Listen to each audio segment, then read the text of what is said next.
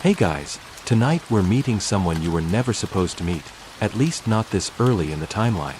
He's the kind of man who looks like he just stepped out of a memory you haven't made yet.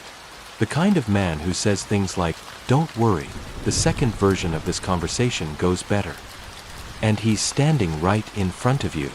So before you get comfortable, take a moment to like the video and subscribe, but only if you genuinely enjoy what I do here.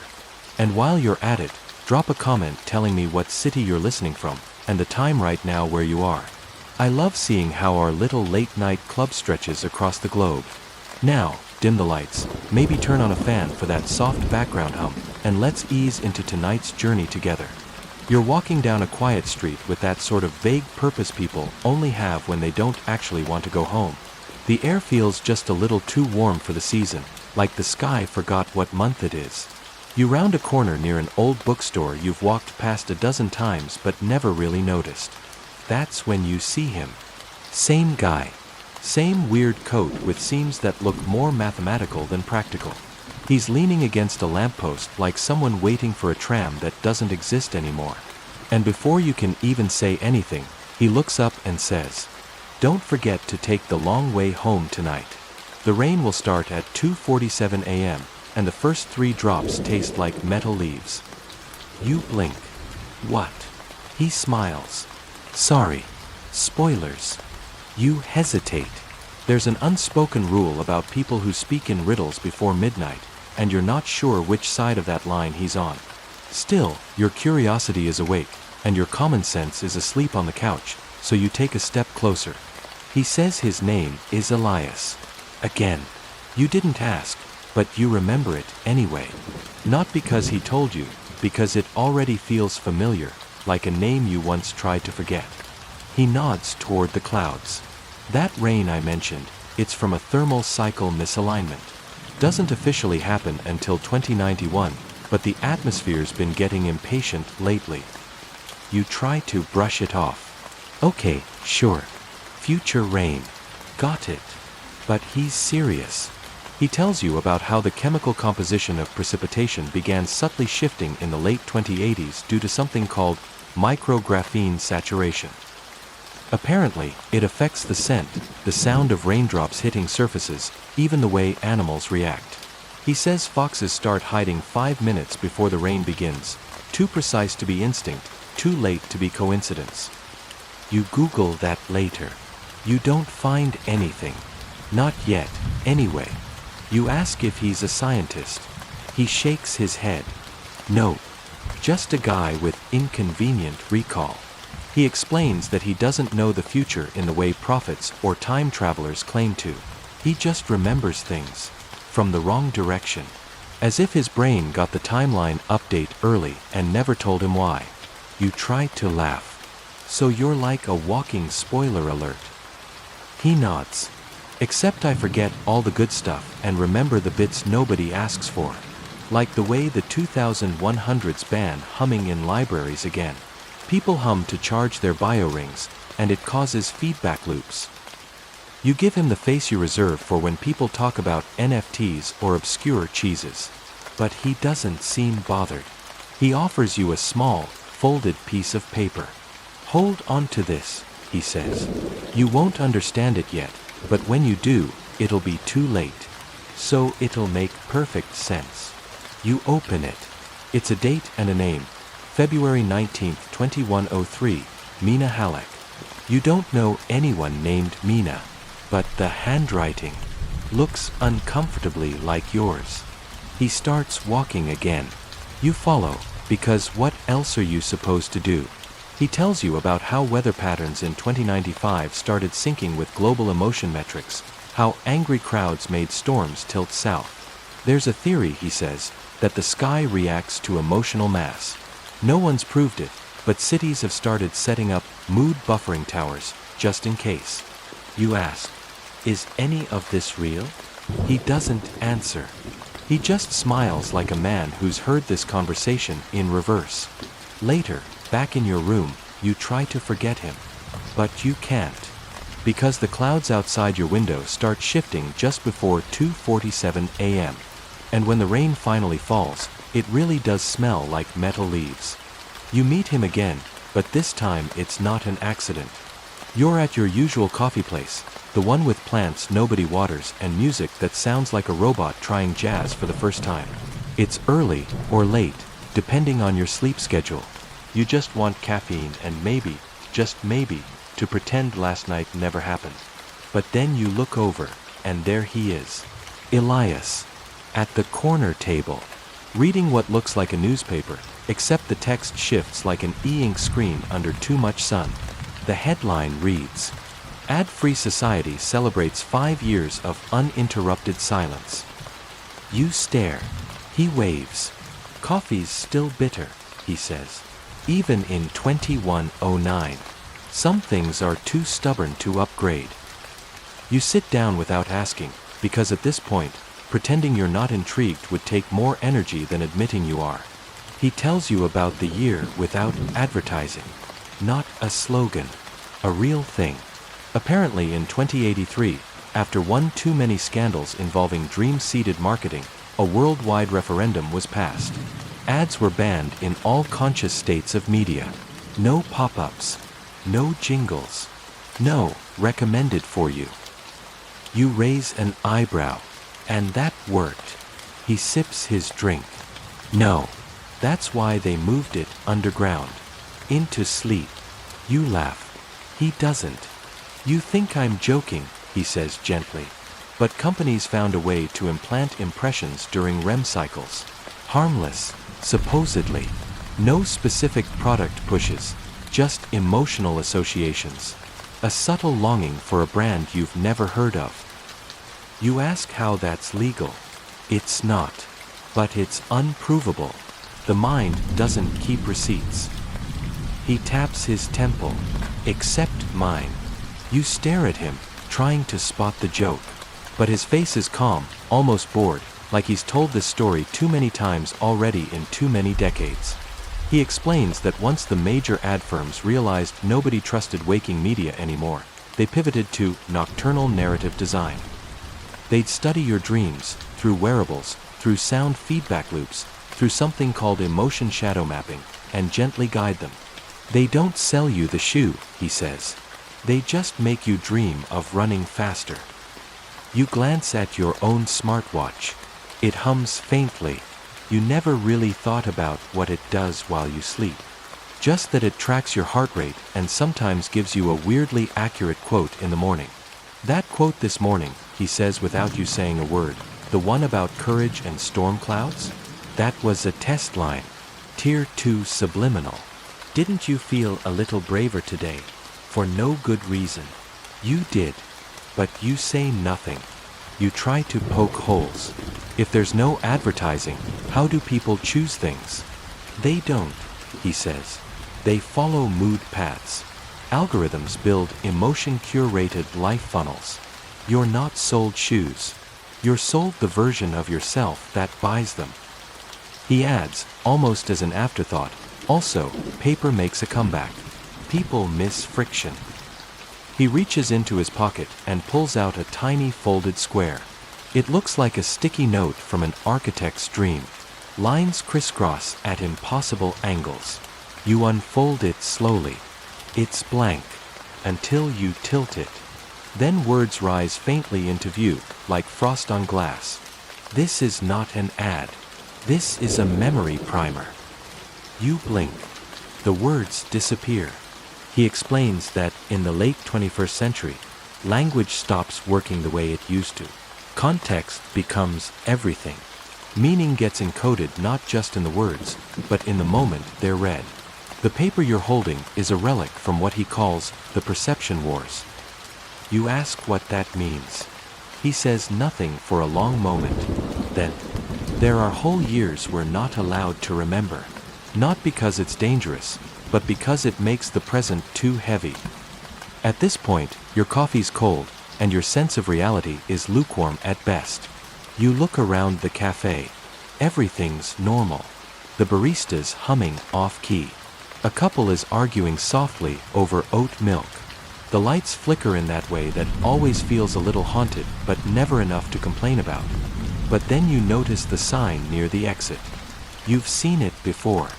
Please exit quietly and take your memories with you. Only now, you wonder if it's more than quirky decor. You turn back to Elias. Why tell me all this? He shrugs. Because you haven't remembered it yet.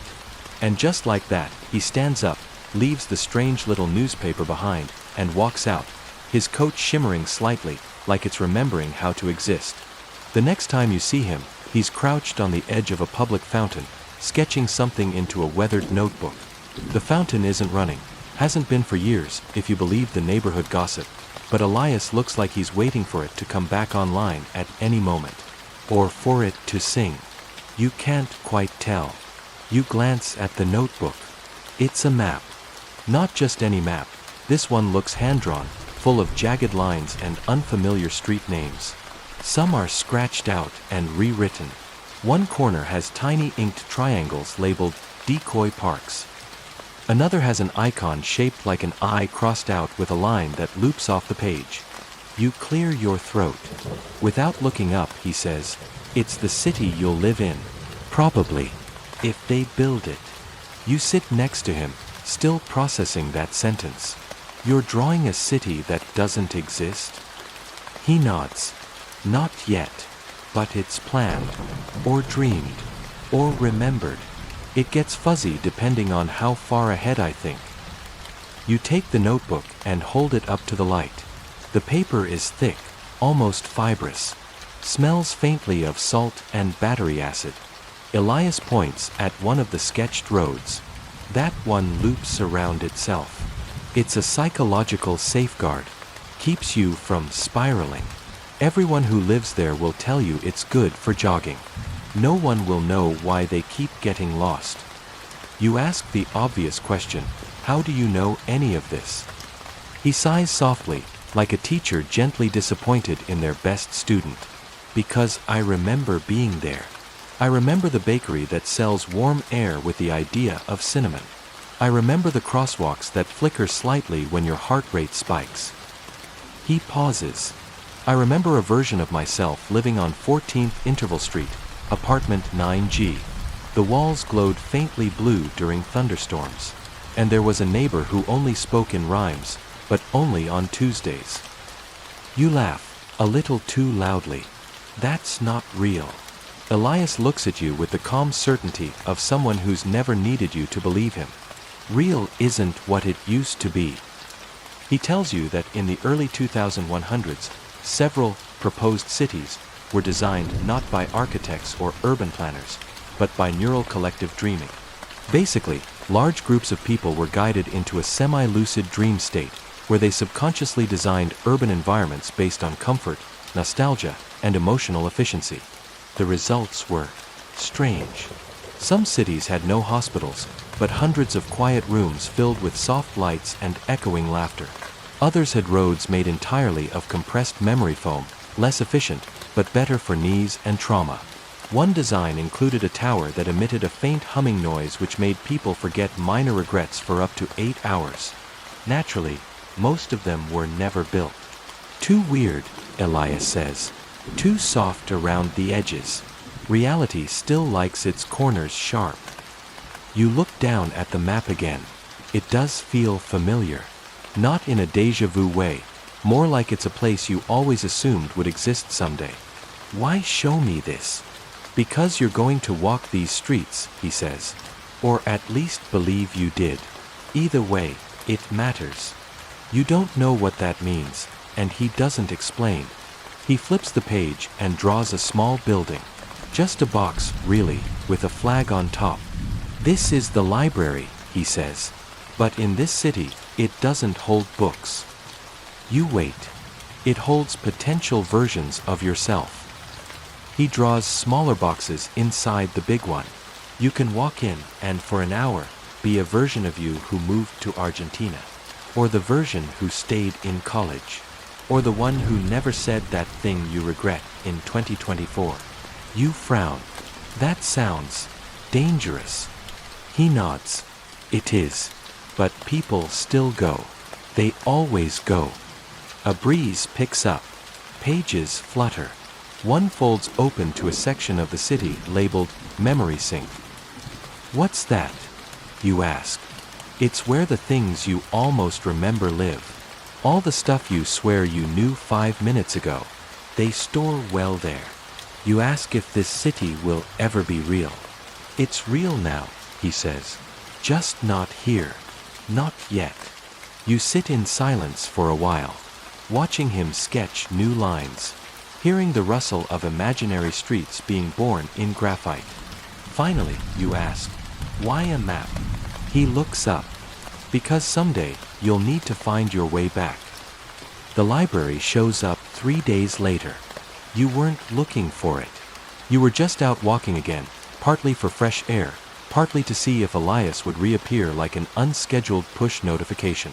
You turn the corner of a street that's never had much on it, just a laundromat, a nail salon that only takes cash, and a brick wall that seems like it wants to crumble but hasn't made up its mind.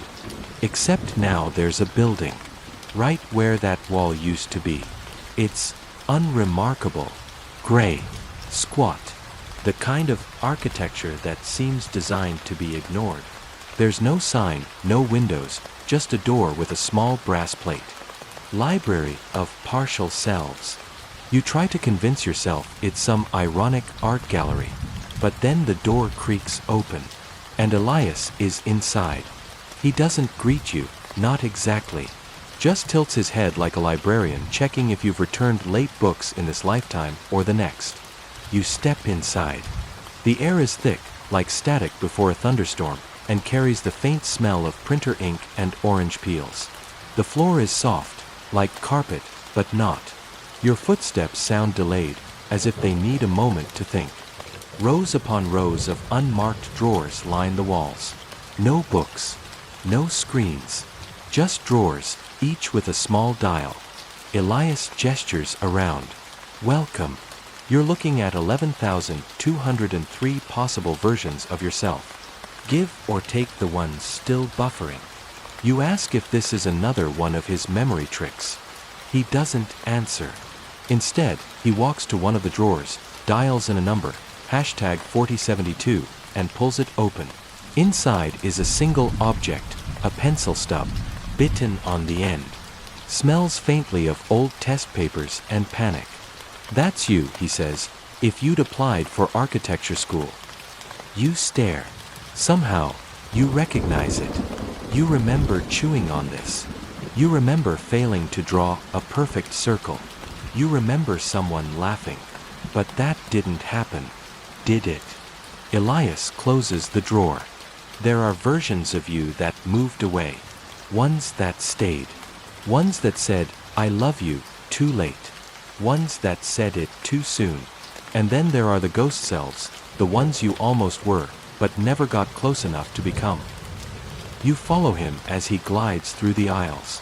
He opens another drawer, number 6189. A train ticket, dated 5 years ago.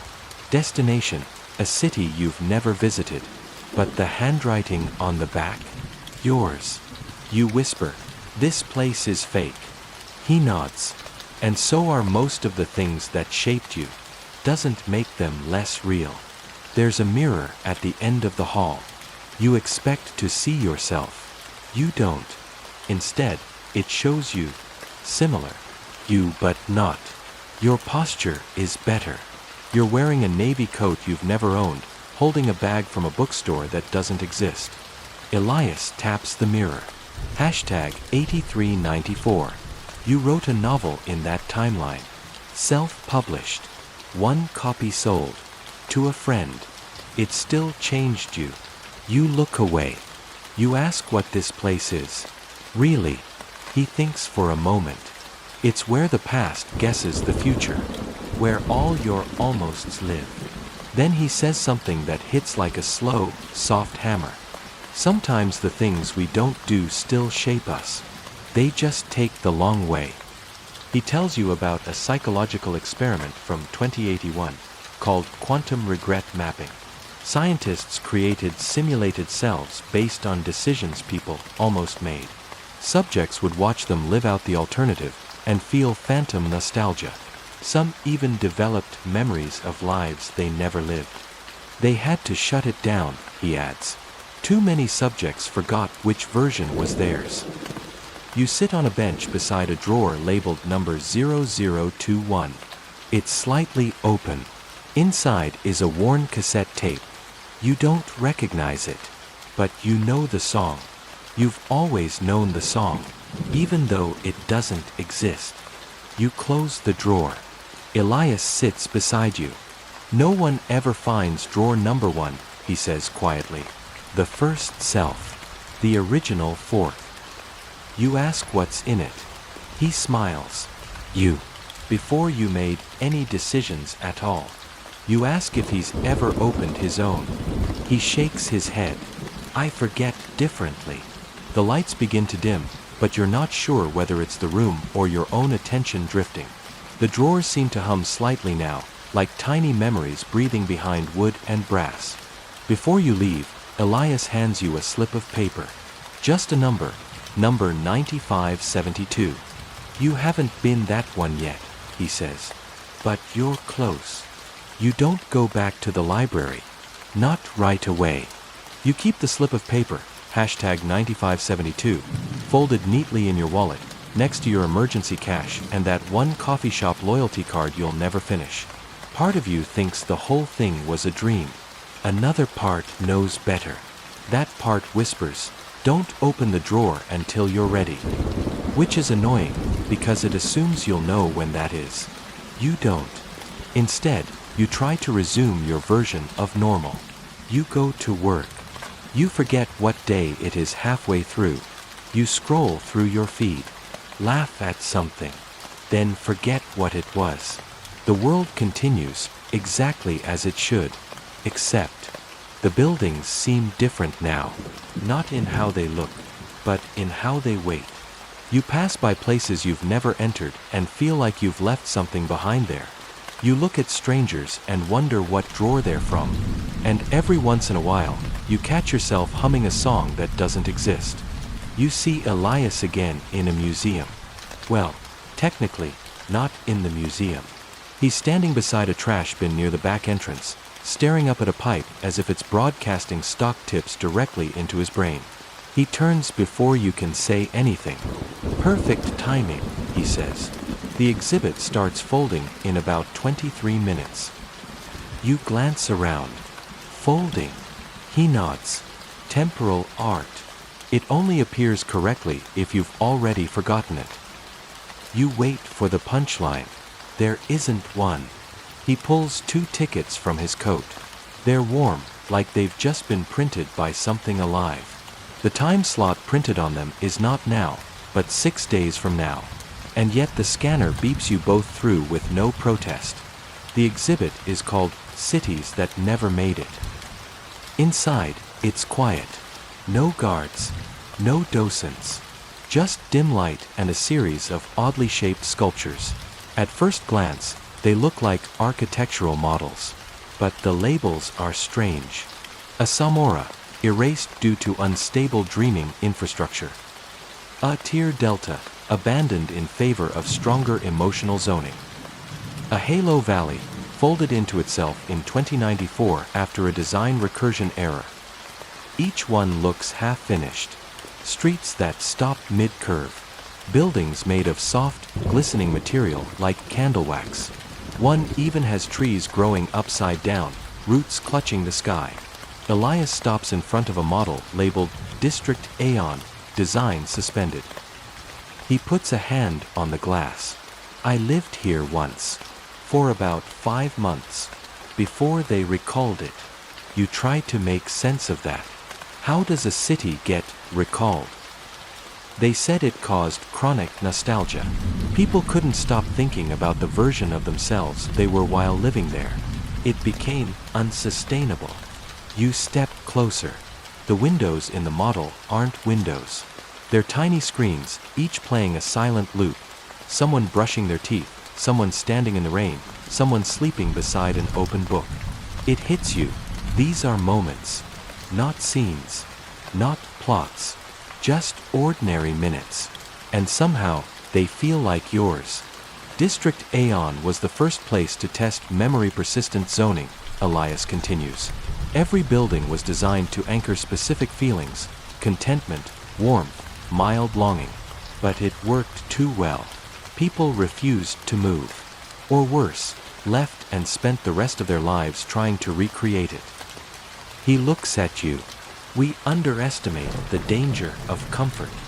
You ask if it's really so bad to live in a place that makes you feel safe. Only if it makes you forget how to leave. You walk in silence through the rest of the exhibit. A soft hum follows you. Could be lights, could be something deeper. At the end of the hall, there's a final installation, a full-scale room. No ropes. You're allowed to step in. It's furnished simply: a table, a bed, a lamp, a coat on a hook. It looks like your apartment. Not exactly, but close. Emotionally accurate. Elias stands at the threshold and says, "You lived here in version number 9572. Your breath catches. You didn't tell him about the paper in your wallet. He doesn't ask. You step into the room. The lamp flickers on, faintly, like it remembers you. On the table sits a journal. You open it. First page reads, "Today I remembered something I never did." Second page is blank. So is the third. You keep flipping. Each page smells faintly of rain and old printer ink. Finally, on page 13, a sentence appears, one you're certain you never wrote, but can already recite by heart. "I almost stayed." You close the journal. When you turn around, Elias is gone. The journal won't leave you alone. You try to forget it, like a bad date or an email you regret sending, but your mind keeps circling back to that line. "I almost stayed." Stayed where? When? As who? The words feel like a fingerprint on a window. You only notice them when the light hits just right. But now that you've seen it, everything else looks slightly smudged. You go back to the museum the next day. It's gone. Not closed. Gone. The whole building is boarded up, like it's been under renovation for years. You even check your phone for proof you were ever there. No record. The calendar app doesn't list the visit. The ticket you thought you'd saved is just a blank note. You'd feel crazy, except you already know crazy doesn't come with that much detail. So instead, you go for a walk. And like always, your feet decide to find Elias long before you do. You spot him at a tram stop that hasn't worked in decades. He's feeding crumbs to birds that don't seem to blink. You sit beside him. He doesn't look surprised. He never does. "You found the room," he says. You nod. He brushes his fingers on his pants like he's dusting off a memory. Most people don't recognize it right away. Even fewer admit they almost stayed. You ask what it means. He pauses, then says, "It means you came very close to choosing a life built entirely on comfort. A version of you that never left the quiet, never risked the unknown. A version that thought safety was the same as peace." He tosses another crumb. One of the birds swallows it whole without chewing. "You said I was close to becoming that version," you remind him. He nods. "Still are. Every day." You're quiet for a bit. The tram stop groans in the wind like it's trying to speak, but can't decide on a language. Elias pulls out a small, folded photograph. No caption. Just an image of you. Except it's not exactly you. You're older. Not dramatically. Just settled. Your face has that soft blur of someone who hasn't cried or laughed too hard in a long time. You're sitting in the same museum room, journal open, writing something. Only this time, the pages are full. You look up at him. "Is this real?" He shrugs. "Was. Might be again." You ask him if this is what remembering the future feels like. He shakes his head. "No. This is what forgetting the wrong direction feels like." You wait for the usual cold chill, the sense of mystery. But all you feel is tired. He tells you about a concept from 2098 called memory weight. The idea was simple. The more possible lives a person became aware of, the heavier it became to carry just one. People started developing what researchers called existential fatigue. not from what they'd done, but from what they might have done. Some couldn't handle it. Others became obsessed. Some began collecting their other selves, like souvenirs. A whole black market formed around simulated versions of your parallel lives. They called them mirrors. People would pay to live 1 hour in the shoes of a version that never broke up, or never quit school, or never survived the accident. You ask if it helped. No, Elias says, but it gave them somewhere to hide. You think about that a long time. You wonder how many people you know are secretly mourning the life they almost lived. Quietly, daily, without even knowing it. Elias hands you something small. It looks like a coin at first, but it's soft, like felt, and it pulses faintly. On one side, your name. On the other, version number 9572, access pending. You hold it in your hand. It's warm, familiar. You don't have to open that drawer, he says, but the version of you who does might finally sleep better. You tuck the coin into your coat pocket, right next to your keys. It's heavier than it should be, and yet, for some reason, it makes you feel lighter. You tell yourself you won't open the drawer. At least, not yet. It becomes your quiet rule. Don't look. Not today. Not while you're busy. Not while you're tired. Not when the sky looks like a half-finished painting and you're in no mood to read between the brushstrokes. And then one night, without drama, without fanfare, you're standing outside the library of partial selves again. Same dull door. Same brass plate. But something's changed. You realize it's not the building. It's you.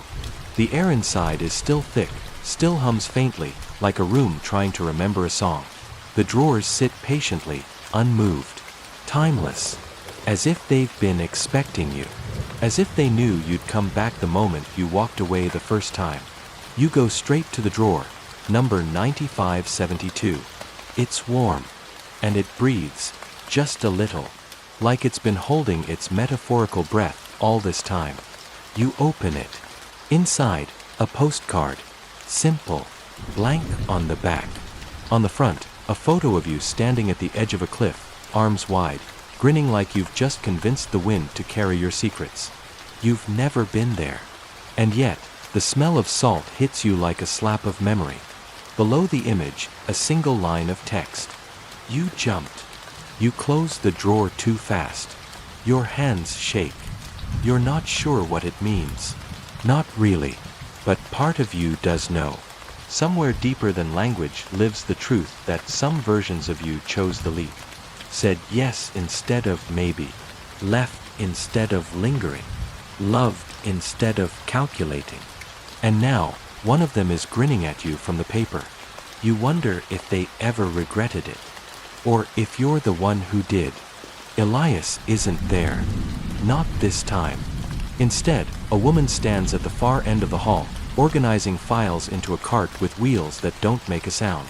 Her hair is short, silver, and slightly too perfect to be accidental.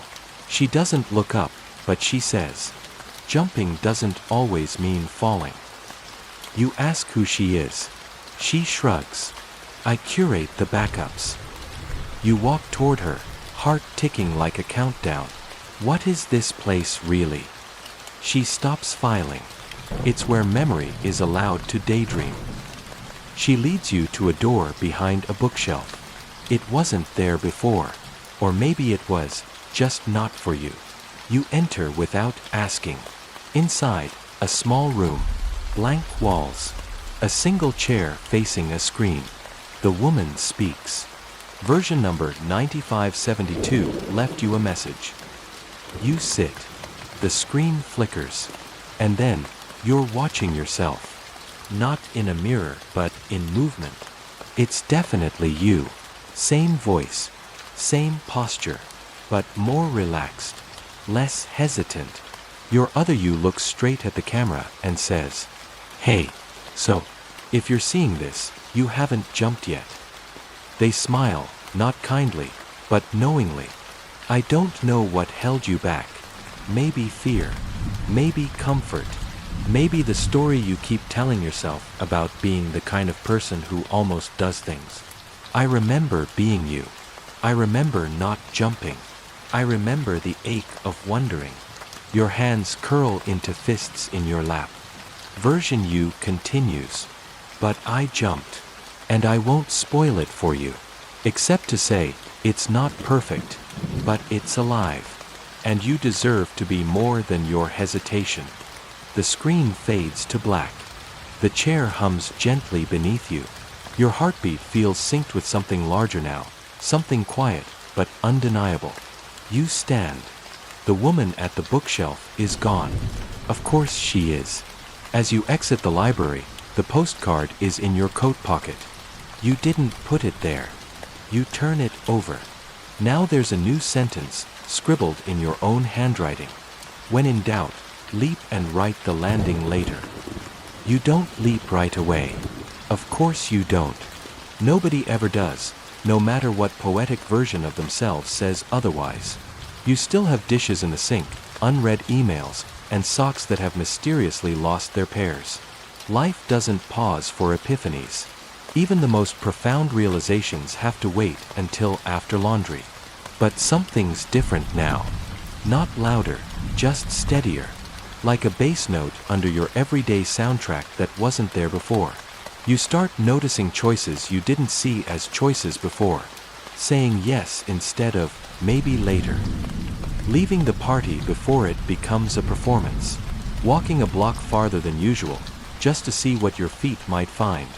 That's when the elevator shows up. Not in your building. In a shopping mall you barely remember walking into. You were chasing a memory. One of those weird flash feelings where you're convinced you almost forgot something important. The elevator doesn't have buttons.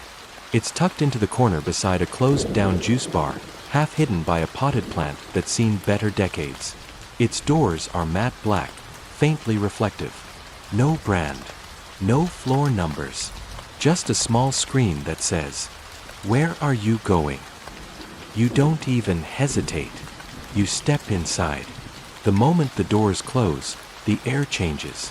Warmer, lighter, and the faintest scent of gingerbread? You speak out loud, uncertain. Top floor. The screen flickers. Try again. You frown. Home. Be more specific. You think. Really think.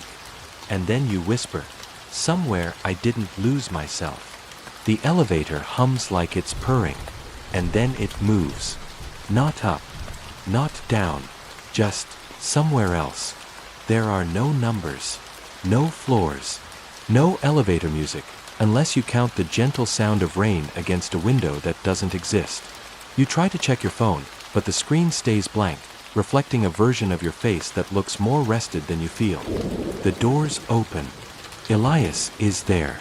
Standing in what looks like a hallway made of light and concrete thoughts. Everything feels solid, but unfinished. Like a place still being decided. "Glad you asked the right question," he says. "You ask where you are." He tilts his head. Where you go when you almost forget yourself. But don't. He walks with you along a corridor that keeps curving, like it's trying to avoid remembering how straight lines work. Along the walls are doors, each one identical, except for a different kind of handle. A paintbrush, a doorknob shaped like a violin scroll, a brass fist. Each door is a you, Elias explains. Not a memory. Not a fantasy. A full reality. Not hypothetical. Not simulation. These are slices of true potential, paused mid-bloom. You ask what happens if you open one. He replies, "That depends. Some open. Some open you." You stop in front of one with a stone handle, etched with rings like tree growth. You ask if this is safe. He raises an eyebrow. "Is anything?" You open the door. Inside is a small house. Cozy. Mismatched furniture. A window full of plants and a bookshelf sagging under the weight of names you've never heard of, but somehow trust. And sitting on the couch, reading, you. But different. This version of you looks settled. Not stuck, just in rhythm. A soft rhythm. You walk inside, and they don't look up, but they say, "You made it farther this time." You ask what they mean. They smile. "I'm version number 4051. I stayed when you left. I forgave before you were ready. I never looked back because I never wanted to." You don't stay long. Not because it's scary, but because it's so close to what you've wanted, you fear you'll stop chasing anything else. When you leave, Elias hands you a note, folded into the shape of a tiny paper elevator. You unfold it. Inside, one sentence. "Some doors aren't for walking through, they're for reminding you you still can." Back in the elevator, you don't speak. You don't need to. The screen flickers again, returning to the version currently in progress. You wake up the next morning convinced you dreamed it all. The elevator. The doors. The version of you who read strange books in a house with soft curtains and perfect lighting. Even Elias feels like something your half-asleep brain stitched together from old podcasts and overdue therapy.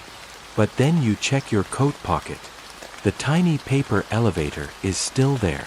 So, you do what anyone in your position would do. You carry on with your day like everything is normal, but now you suspect the universe is hiding cheat codes in the margins. At lunch, your coworker mentions déjà vu. You nearly choke on your soup. Later, you overhear someone on the train say, "I swear I've seen that future before." You look up, but no one's talking to you. By evening, you're walking without knowing where you're going, trusting that your feet have made secret arrangements without consulting your calendar. They take you to a street you've never walked down before. At the end of it, Elias. Sitting on a bench like he's been waiting all day. Maybe all week. Maybe since before you were born. He pats the seat beside him. "You're ready." "For what?" you ask, even though you're not entirely sure you need the answer. "To visit the archive," he says. "The one that doesn't store memories, but the moments right before them." He leads you through a narrow doorway hidden between two buildings. You swear it wasn't there a second ago. The inside smells like old pencil shavings and something that might be sunlight pressed into paper. The hallway bends upward gently, like the whole place was designed by a poet who gave up halfway through architecture school. The archive is quiet. Not library quiet. Not hospital quiet. It's expectant. You feel it in your bones. This is a place where silence isn't absence, it's density. "Everything here," Elias says, "is what almost became real." He shows you glass capsules. Dozens. Hundreds. Floating in slow motion, like snow globes frozen mid-flick. Each one holds a fragment, a nearly spoken confession, an unsent email, a paused footstep before turning back. You look into one and see yourself standing at a train station, hand hovering over your phone. You don't even remember that day, but the feeling in your chest says you almost called someone. You didn't. That's why it's here. You humans, Elias murmurs, are made less by what you do, and more by what you hesitate to do. You ask if that's sad. He shrugs. Depends. Some moments die in silence. Others just wait. He takes you deeper into the archive, past a row of capsules labeled only by emotion, guilt, relief, almost joy, expected regret. One catches your eye. It pulses faintly. Inside, you, years younger, sitting in a car parked outside someone's apartment. Your hand is on the ignition. You're staring at a note in your lap. You don't move. Elias says nothing. He doesn't need to. You ask how long the archive holds these. As long as someone remembers, he says. Or forgets incorrectly. You pass a locked case labeled Moments That Rewrote Themselves. You try to look inside, but it fogs over instantly. They're unstable, Elias explains. They fractured their timelines. They exist and don't, depending on who's watching. You ask if this archive exists in the real world. He raises an eyebrow. What makes you think this isn't it? You laugh. You shouldn't. But you do. Before you leave, he offers you a key. Small, cold, slightly humming. This doesn't open a door, he says. It opens a minute. You stare at it. Which one? He smiles. That's up to you. As you leave the archive, stepping back into the regular volume of the world, the silence clings to your shoulders like a borrowed jacket. A bit too large. A bit too strange. But somehow comforting. You still don't know what moment you'll use the key on. But now, you know there is one. The key keeps humming. Not audibly. You can't hear it. But you feel it, like a tiny heartbeat in your pocket, syncing itself to your decisions. Or maybe your doubts. You're not sure which. You keep checking it, as if it might sprout instructions like one of those novelty pills that turn into sponge dinosaurs in water. It doesn't. It just waits. You ask Elias about it, days later. He's sitting on the floor of an empty parking garage, arranging dominoes in a circle. They're different colors, different shapes. Some look like they've been carved from glass. One has a blinking LED. You're not even surprised anymore. He doesn't look up. Used it yet? You shake your head, still choosing the minute. Most people think the hard part is using it, he says. It's not. It's deciding which you deserves it. He nudges a domino. It doesn't fall. It slides across the concrete like it's skating on thought. Hits the next one. Then the next. Each one lights up briefly as it's touched. You sit beside him. What happens when they all fall? He glances at you. They don't. You wait for an explanation. You don't get one. He starts talking about time, not like a scientist or a philosopher, but like someone who's had to live with it as a difficult roommate. He says time doesn't move in a straight line, but curls around important moments like fingers holding a memory too tightly. There are places where it knots, he says. Little bunches of maybe. Loops where people get stuck in the almost. Where they revisit the same choice 100 different ways and never quite choose. You ask if the key is for untangling one of those knots. Sort of, he replies. It doesn't fix anything. It just gives you one clean cut. One chance to step in before the moment crystallizes. You hold the key tighter. It feels warmer now. He stands and gestures to the dominoes. They're all you. Every color, every shape, every angle. Some of them stood longer. Some fell harder. But they're all part of the same spiral. You notice that none of the pieces are numbered. Elias catches your thought. That's the thing about lives. They don't go in order. You ask what happens if you use the key on the wrong minute. He shrugs. Wrong to who? You open your mouth to argue, but he's right. You can feel it. The key doesn't offer correction. It offers possibility. Not what if you fixed it, but what if you tried. It's a tiny act of defiance against the permanence of regret. He leads you to a door set into the side of the garage. It shouldn't be there. It wasn't there, but it is now. You recognize it instantly. Not the physical door, but what it leads to. It's that day. The one you always revisit at 2 a.m. when the fan is humming and you're staring at the ceiling pretending you're not still thinking about it. That moment.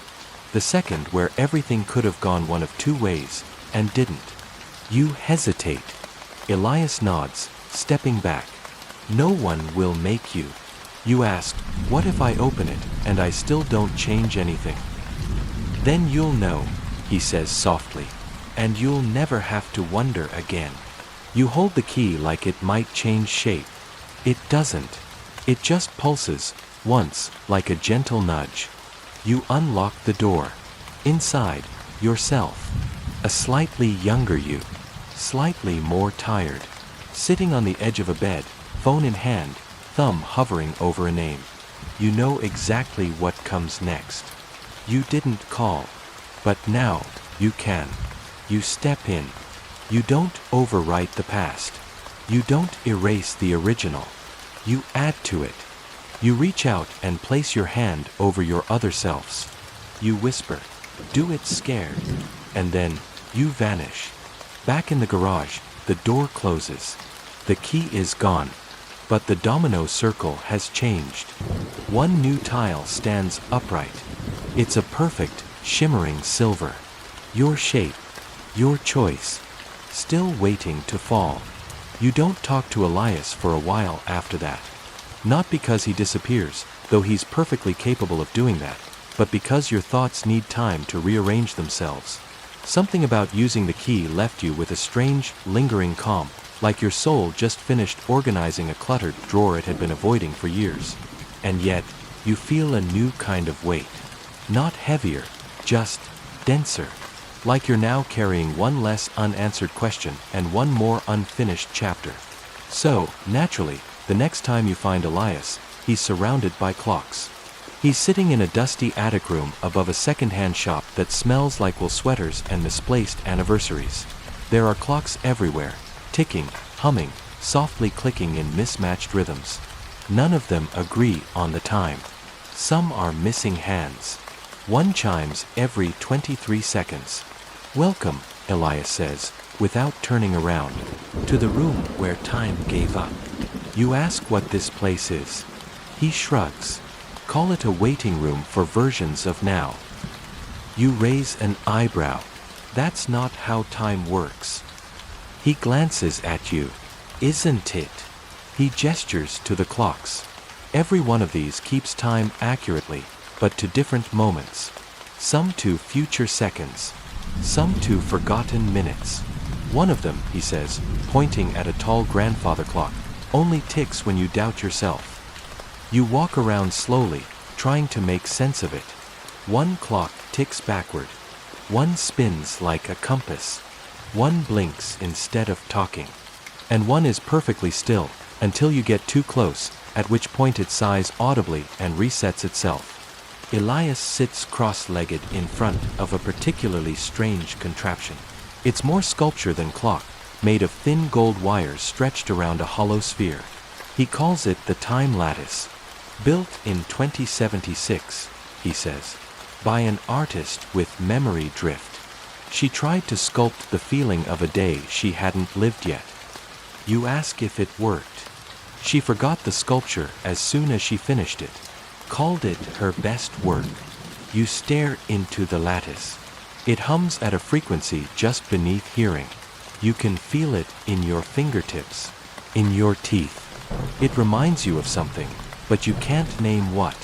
Elias notices. Some clocks don't tell time, he says. They hold it, gently, until you're ready to remember. He leads you to a corner where a single, broken wristwatch rests on a velvet pillow. Its glass is cracked, hands frozen at 3:14. That one, he says, marks the moment you stopped believing in something. You ask what?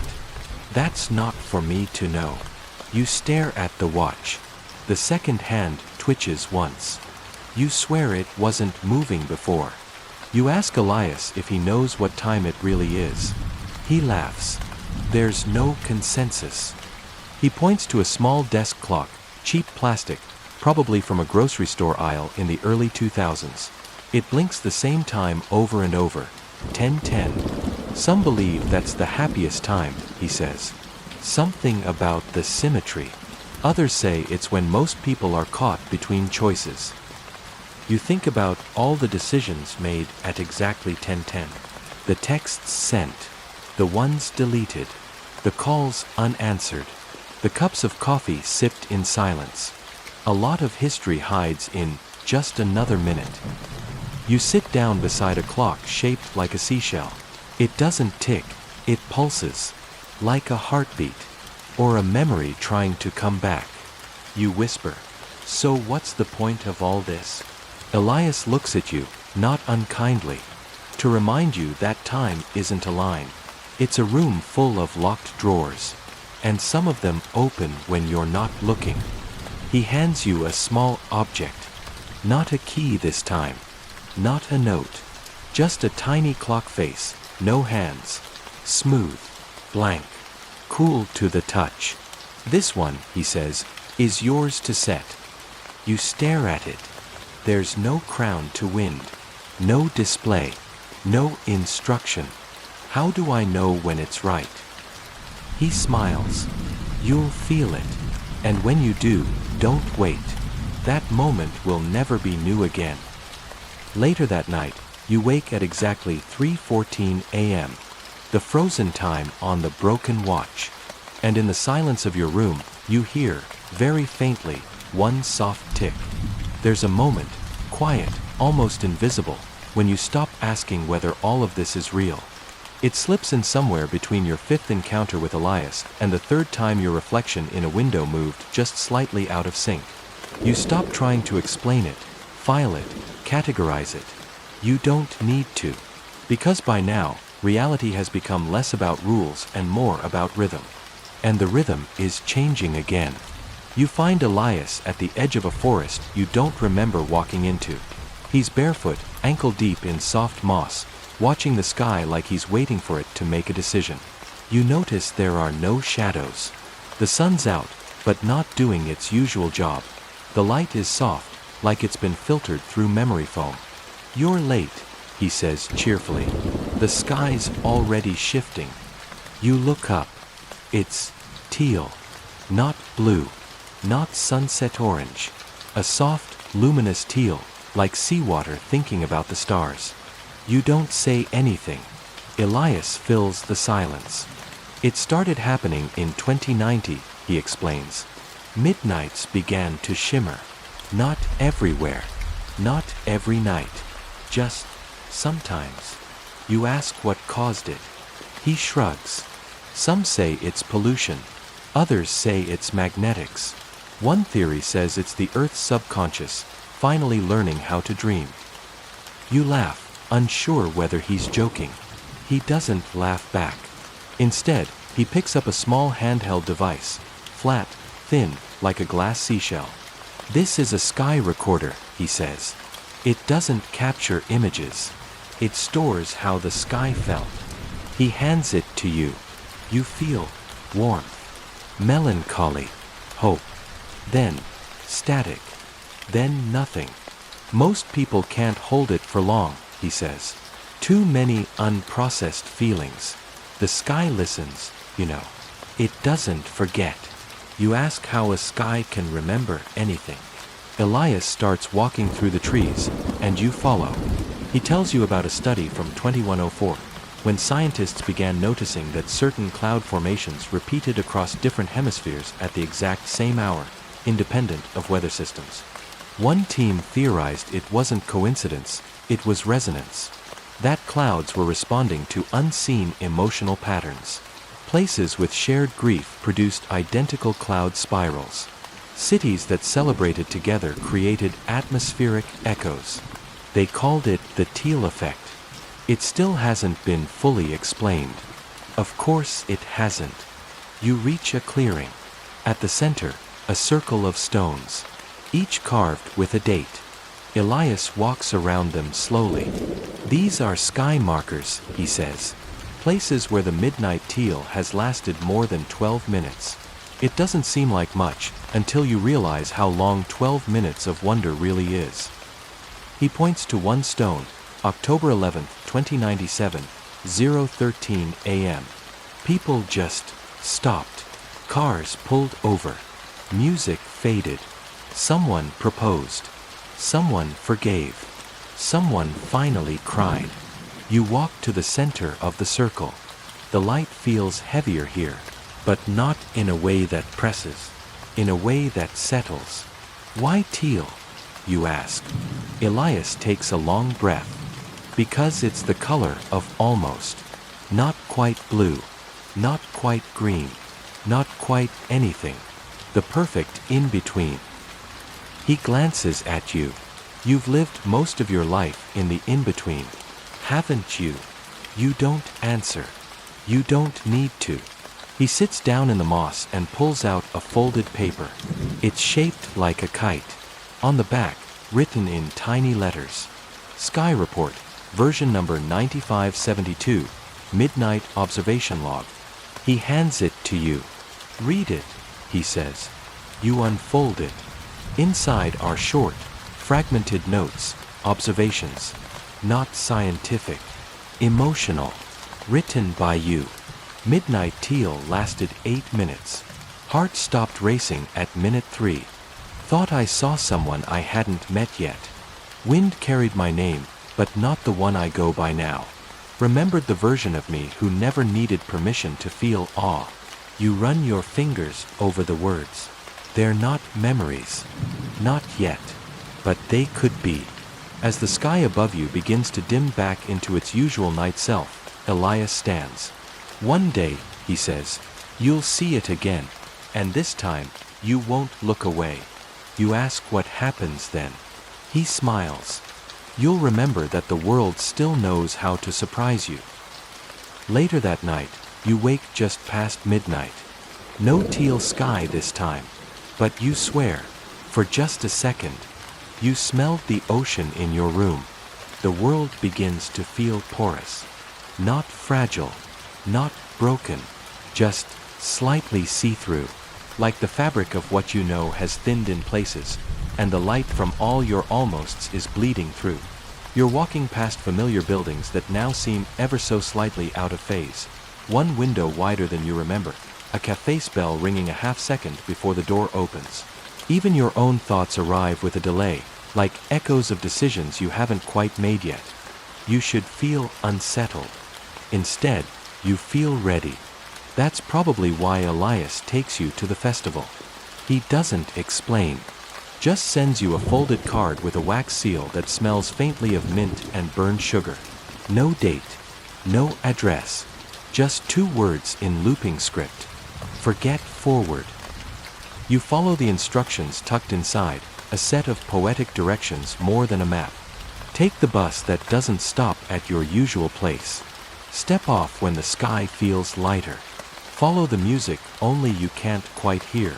Smile at the stranger who knows your name. You do all of it. And you arrive. The entrance is unmarked, tucked behind a row of paper lanterns shaped like faded childhood dreams. A gate made of mirrors reflects not you, but the version of you who never learned to flinch. You step through. Inside, the festival of forgetting. It doesn't feel like a party. It feels like a ritual disguised as joy. People wander in silence, some dancing slowly with closed eyes, some writing names on floating paper boats before releasing them into a glowing stream. There's music, strange, gentle chords that feel like lullabies made from questions. No one speaks. Not because they can't. Because they choose not to. Elias appears beside you holding 2 ribbons, one blue, one silver. This one, he says, offering the blue, lets you forget something heavy. He lifts the silver. This one lets you forget something light, but constant. You ask if everyone here is forgetting something. He nods. That's the price of forward motion. You ask what happens if you refuse. He pauses, then points to a corner of the festival where a few people sit motionless. Their eyes open, fixed on nothing. They're not asleep. They're not absent. They're just stuck. They chose to remember everything, he says. Eventually, the weight folds them inward. You take the silver ribbon. You're not ready to let go of the heavy things. Not yet. But the small ache? The whisper that wakes you before dawn for no reason? You can release that. There's a booth in the center of the festival, made of glass and drifting fog. It has no walls, just curtains of memory woven with fragments of music and scent. You enter alone. Inside, you tie the ribbon to a branch suspended in mid-air. You speak a single word. Not out loud. Just inward. The word that's been clinging to your ribs for years. And then it's gone. Not erased. Just eased. Set down in a place that won't ask you to carry it anymore. When you leave the booth, your chest feels strangely quiet. Like someone finally turned off a machine you didn't realize had been running. Elias is waiting with a small cup of tea. You sip it. It tastes like the memory of a good cry you haven't had yet. You ask him if this festival is real. He chuckles. Only to people who need it. You glance around, people still floating their little paper boats, still dancing slowly beneath lanterns shaped like half-dreams. You whisper, "What if I forget something important?" He looks at you, gently serious. "You will. But that's part of making space." He taps your temple. "Don't worry. The right things remember you." Later, you find a ribbon tied to your coat. You didn't put it there. It's red. The tag reads, version number 9572, "Let go of silence." Found their voice. You look up. The lanterns flicker in time with your breath. And somewhere in the distance, you finally hear the music you couldn't hear before. It sounds a little like home. You wake the next morning with an odd craving for something you've never tasted. It's not hunger in the usual sense. More like a sense memory without a source. A flavor attached to a moment you're pretty sure you never lived. You try to brush it off, but the feeling lingers. The weight of a spoon, the sound of quiet laughter, the smell of something warm and almost spiced. Later that day, without really planning to, you wander into a part of the city you don't recognize, though the streets still know your name. They hum when you pass, the traffic lights blink in a rhythm that matches your pulse. You turn the corner, and Elias is there, sitting on a bench outside a storefront with no signage, sipping something from a ceramic mug shaped like a seashell. "Hungry?" he asks without looking up. The sign on the window is only visible from the right angle. "The Cafe of Versions." You blink. The letters vanish if you tilt your head wrong. Elias opens the door for you. Inside, it's dim and full of low murmurs, not voices exactly, but the kind of sound memories might make if they gathered together for brunch. The cafe is lined with mirrors, but none of them reflect now. Each one shows you in some slight variation, laughing at a joke you haven't heard, wearing clothes you don't own, holding hands with someone you haven't met. A waiter appears without making a sound. Elias nods. "We'll have the usual." You blink. "We've been here before?" "In other drafts," he says. The table is small, intimate, candlelit, but the flame burns upward in a slow spiral. The menu arrives not on paper, but as a sensation. You feel options bloom behind your eyes. A bite of joy from age 17. A sip of curiosity from a question never asked. A slice of a morning that never quite made it past the dream. You pick the strangest one that still feels like yours, third chance pie. It tastes like apology and adrenaline and a weather pattern you almost changed. Elias has something called "if not then soup." It smells like airports and rain-soaked notebooks. He spoons a mouthful thoughtfully. Most people don't know this place exists, or they don't recognize it when they're here. They call it a memory, a déjà vu, a weird dream after too much dinner. You ask if everyone has a version cafe. He shrugs. Some get bookstores. Some get elevators. Some just have conversations in the mirror that last a little too long. You ask what the point is. He tilts his head. Sometimes the best thing you can do for yourself is taste a life you didn't live. Just for a moment. Not to regret it. Not to chase it. Just to remember that you contain more than one story. Your dessert arrives, a small ceramic bowl filled with something that flickers like starlight and custard. The name you didn't order, version number 9572, Midnight Bravery. You take a bite. It tastes like standing on a bridge at night, heart pounding, breath catching, but not from fear. From clarity. The kind that hits just before you say something true. Elias watches you closely. Good, isn't it? You nod. But you're not sure if you're agreeing with the flavor or the feeling. He pulls a receipt from his pocket, not printed, but handwritten. You glance down and see not prices, but headlines. You said it first. You didn't wait this time. You didn't look back. You let them stay. You walked away without punishing yourself for it. You ask what this is. He sips his soup.